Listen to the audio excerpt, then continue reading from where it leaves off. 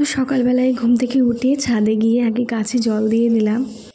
তো hi, good morning everyone, welcome to my channel. তো সকাল থেকে ভিডিওটা স্টার্ট করে দিচ্ছি। সকালবেলা ঘুম থেকে উঠেই বুঝেকে নিয়ে ছাদে চলে গেছিলাম।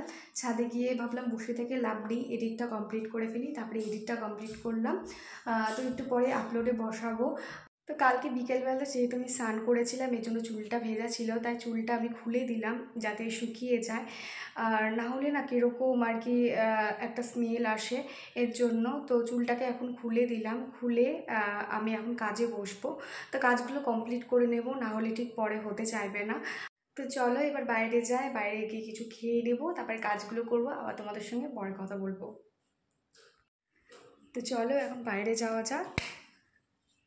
চুলটাকে খুলেই দিয়েছি।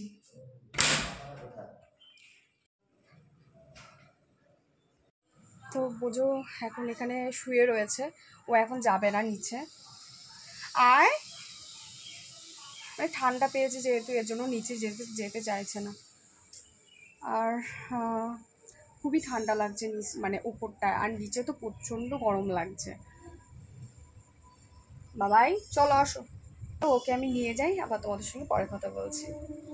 তো নিচে এসে আবার আমি ঠাকুরের সাজগুলো করতে শুরু করে দিলাম, কারণ আজকে সব মানে অনেকগুলো করতে লাগবে, এর জন্য। তো আমি তোমাদেরকে দেখাচ্ছিলাম যে এই শর্মা দিয়ে আমরা উপরে ডিজাইন করি কাগজগুলোর উপরে। আর এখানে দেখো আজকে হচ্ছে এখানে চাটনি হচ্ছে, আর এখানে আলু পটল দিয়ে একটা তরকারি হচ্ছে। তো আলু পটলের তরকারিটা জাস্ট ওয়াও হয়েছে। তো এখন আমি স্নান করে নেব, কারণ এত গরম লাগছে আর ঠাকুর পুজো দিতে হবে।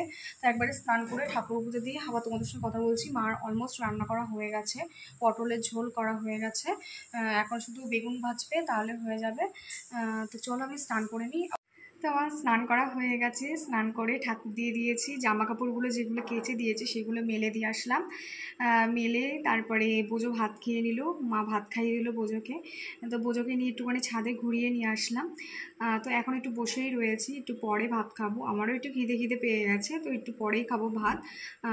তো দেখি একটুখানি পর ভাত খেয়ে তারপরে একটুখানি শুতেও পারি, বা ঠাকুর আর কি ঠাকুরের সাজগুলোও করতে পারি। তো দেখি এখন কি করি।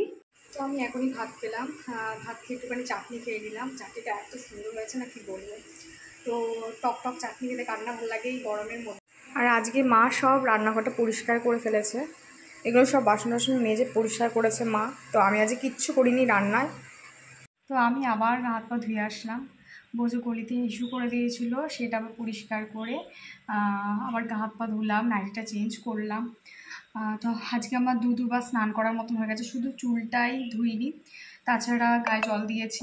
তো আমি এখানে ছাদে চলে আসলাম। ছাদে এসে তারপরে আমি একটা বালতি এনে একটুখানি জল দিয়ে দিলাম গাছগুলোকে।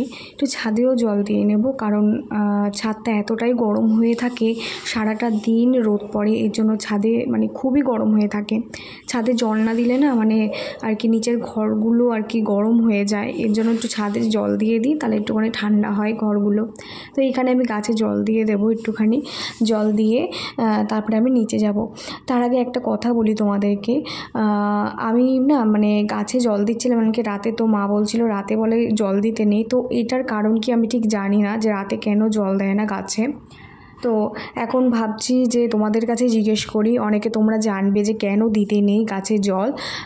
তো এখন তাহলে তোমরাই একটু বলো আমাকে যে কেন দিতে নেই। তো তারপরে এখানে দেখো আমি গাছে জল টল দিয়ে নেব। আর বোঝো তো বোঝোর মতন ঘুরছে, মানে আমি যখনই ছাদে আসবো ওকে আসতেই হবে। আর জল দিয়ে বেশি খেলতে চায়, কারণ এখন এত গরম না, মানে ও মাথার মধ্যে জল দিচ্ছে। আমি যখন কলটা মানে খুলে রেখেছি, ও মাথাটাকে কলের নিচে দিয়ে রেখেছে, মানে মাথার মধ্যে জল পড়লে ঠান্ডা লাগবে। এবার বেশি তো জল দেওয়াও ভালো নয়, এবার তাও ভিজিয়ে একটুখানি মুছে দিতে লাগে কিছুক্ষণ পর। তারপরে আমি গাছে জল দিয়ে, ছাদে জল দিয়ে আমি নিচে চলে আসি। আমার এত খিদে পেয়ে গেছে যে ভাত খেয়ে নিলাম। তো আজ আলু পটল আর বেগুন ভাজা ছিল রাতে, তো সেগুলো দিয়েই খেলাম। আর এখানে দেখো ঠাকুরের সাজ নিয়ে বসে পড়েছি। তো আজ সারাটা দিন এই কাজ করেছি, অন্য কাজ কিছুই করতে পারিনি। তো এই পর্যন্ত ভিডিওটা প্লিজ লাইক শেয়ার কমেন্ট এবং সাবস্ক্রাইব করে দিও। আর গুড নাইট সবাইকে, সবাই ভালো থেকো, সুস্থ থেকো।